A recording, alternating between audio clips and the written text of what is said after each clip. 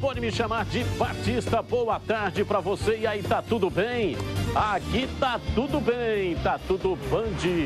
E aqui está Carlos Henrique, @CH, bate pesado, nervoso, irritado, sempre dando coice até na sombra. Muito irritado. O nosso convidado especial de hoje, Guto Ferreira, tá aqui, um dos maiores treinadores do futebol brasileiro.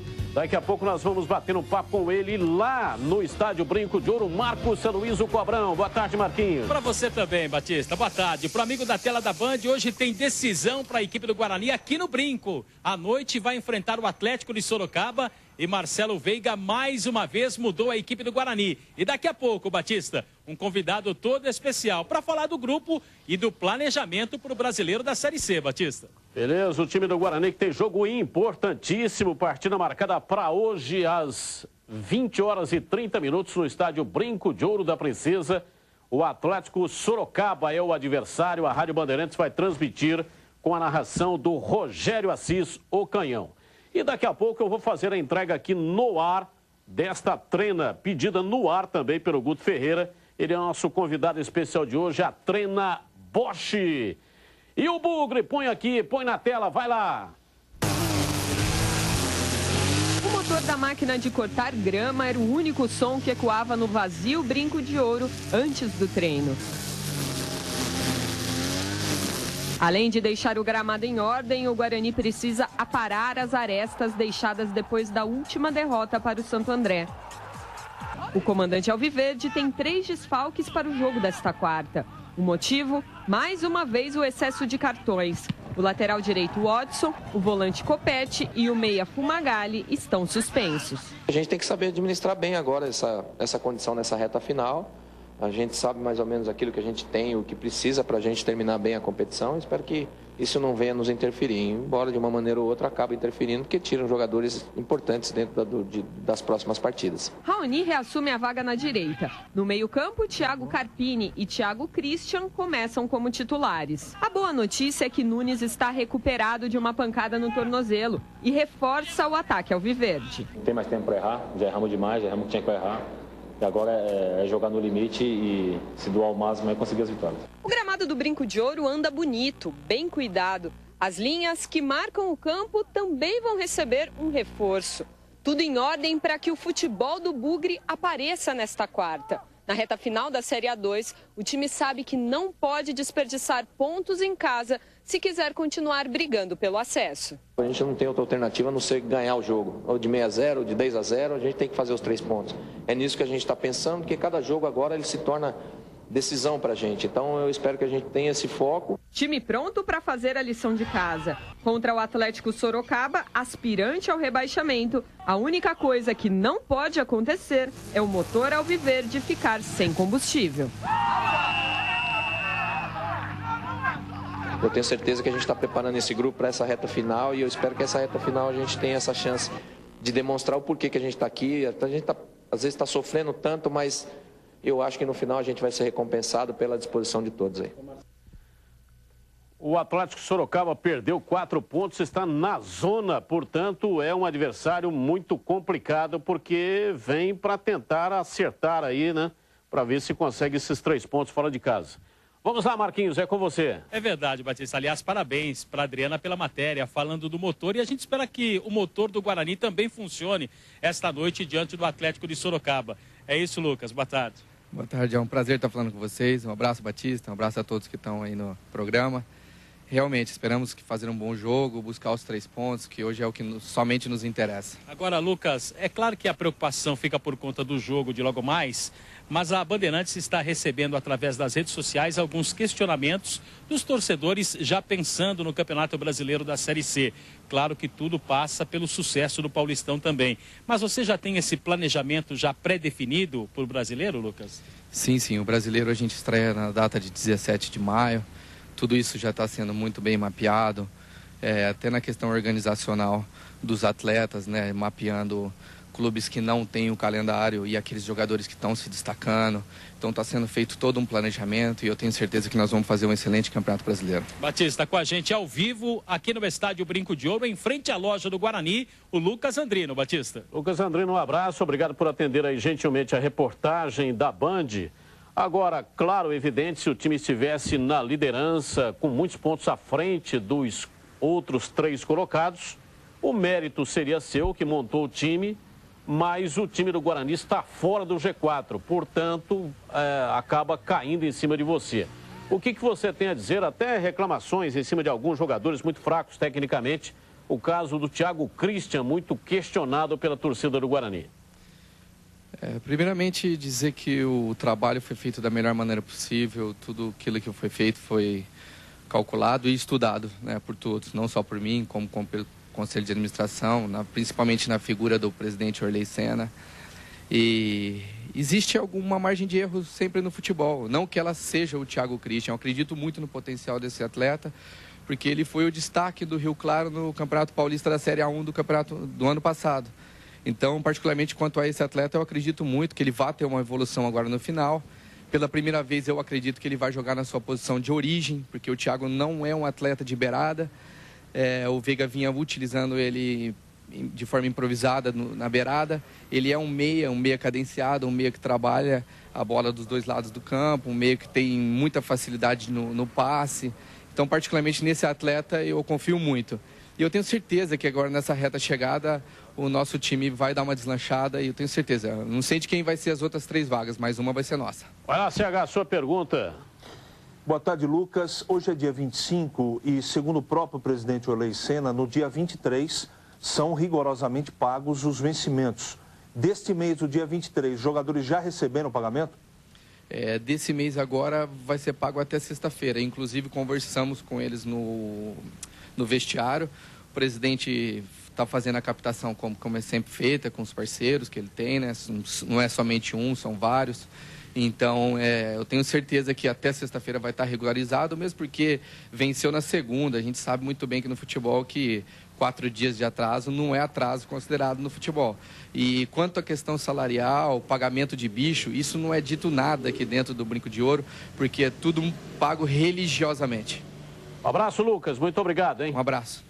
Bom, Marquinhos, o time que começa jogando hoje, 8h30. Definido, Batista. Neneca, Raoni, Preto Costa, Cris e Bruno Pacheco, Thiago Carpini, Cambará, o Fernandinho e o Thiago Christian. Na frente, Malaquias e Nunes é o Guarani para o jogo de hoje à noite, Batista. Um abraço, Marquinhos. Um abraço. Vamos lá, CH. O que você espera para este jogo? Lógico, evidente, o único resultado que interessa o Guarani é a vitória. Mas o Bugre corre algum risco nesse jogo ou não? Todo risco. Ah, é? Fumagalli não vai jogar e o Thiago Christian... Aliás, o Thiago Christian deve estar assistindo ao nosso programa. E eu tenho um daqueles que está criticando muito o Thiago Christian, sou eu. Talvez ele esteja jogando realmente fora de posição e pela primeira vez ele vai jogar no lugar do Fumagalli. Então, Thiago Christian, para toda a torcida que está insatisfeita e para mim e para alguns da imprensa que estão te criticando, responda dentro do campo. Eu estou fazendo um desafio, porque o problema nem da torcida, tampouco comigo, é pessoal. Agora, você tem que render. Não só ele, os outros também, não joga sozinho.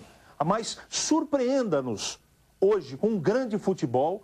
A grande novidade é o Nunes de volta, o Fumagalli vai fazer falta. 0-0 está valendo e a torcida tem que comparecer. Mas não vai ter facilidade não, seu Batista. E no jogo dos desesperados, Rio Claro e 15 de Piracicaba deu empate. Jogo dos desesperados em Rio Claro e gol só no final da partida. O Galo Azul marca primeiro, Guaru cobra escanteio da esquerda, Gilberto desvia e Paulinho manda para o gol. No último lance, aos 48, o 15 busca um empate. Também numa cobrança de escanteio, Renan Foguinho sobe alto, sozinho e decreta números finais ao confronto.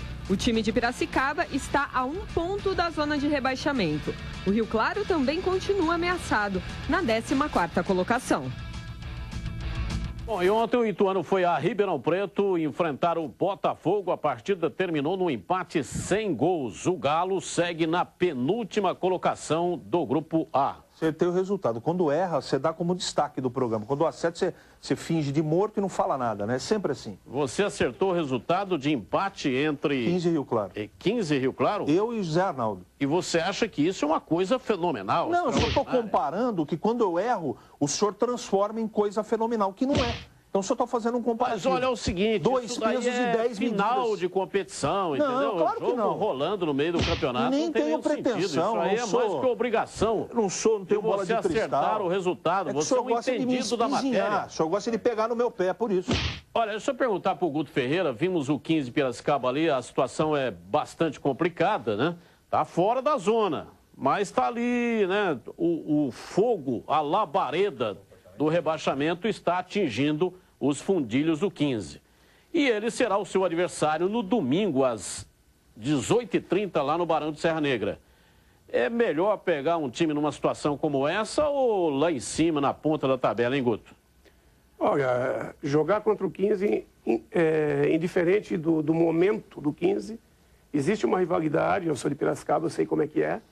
Existe uma rivalidade com a Ponte Preta, então, indiferente de qual o lugar da tabela que esteja A ou B, o 15 é sempre difícil jogar lá.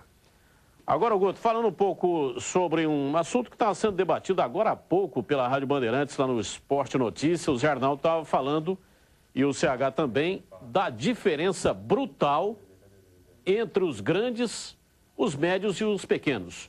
Nunca foi tão grande a diferença. Haja vista que a Ponte é o único time do interior que venceu um grande da capital. Vitória contra a equipe do Palmeiras pelo placar de 1-0. E quase venceu o São Paulo, mas era o reserva do São Paulo. Então, ô Guto, tá chegando num momento, né, que os pequenos estão achatados. Daqui a pouco será impossível a realização de um campeonato devido a essa distância tão grande. A salvação, e todos esperam isso, que a Ponte possa honrar o interior e, de repente, conseguir uma classificação até tirando o Corinthians na próxima fase. Esse é o trabalho nosso, né? Isso que a gente sonha, que a gente vem trabalhando, né?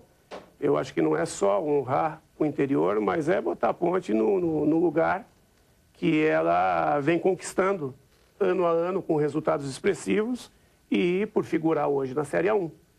Logicamente, a diferença de investimento é muito grande ainda, enquanto o investimento da Ponte, em relação a qualquer um dos 4 aí, é pelo menos 6 ou 7 vezes menor. Talvez o Santos seja o mais próximo da Ponte, em termos de investimento, e quantos milhões por mês gasta o Santos, quantos milhões gasta a Ponte? Aliás, o Zé Arnaldo... Campeonato Paulista, né, que a receita que é dada pelo Campeonato Paulista é uma covardia. A renda de ontem os do jogo do grandes, Corinthians... 14 milhões e 700, eu acho que é esse, não estou me lembrando os quebrados, mas 14 milhões de reais para os grandes. A renda... E 2 milhões e 700 para os pequenos. A renda do jogo do Corinthians com o time B contra a Portuguesa deu a folha de pagamento da Ponte.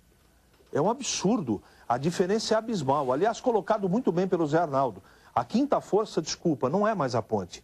A quinta força é o time reserva do Corinthians. A sexta força é o reserva do São Paulo. Talvez a sétima e a oitava, porque tem o time reserva do Palmeiras. Eu comentei isso antes da partida contra o São Paulo. Você pegar a folha salarial do time reserva do São Paulo que jogou contra a gente é superior à folha da Ponte. É verdade. O que é ridículo isso, né? Porque não é possível que o reserva do Corinthians possa ganhar mais do que ganha um titular da Ponte Preta. Agora, por que isso acontece? Porque a receita do Corinthians, eu não estou dizendo que os grandes não devam ganhar mais. Estou isolando aqui o Campeonato Paulista. Deve ganhar mais porque a audiência da televisão é maior, porque coloca mais torcida e etc. Mas não uma diferença tão grande. Se não mudar o fatiamento, então, se os grandes estão ganhando 14 milhões, não seria justo para os pequenos pagar 6 milhões? Só. Vai ter campeonato só de 4 times.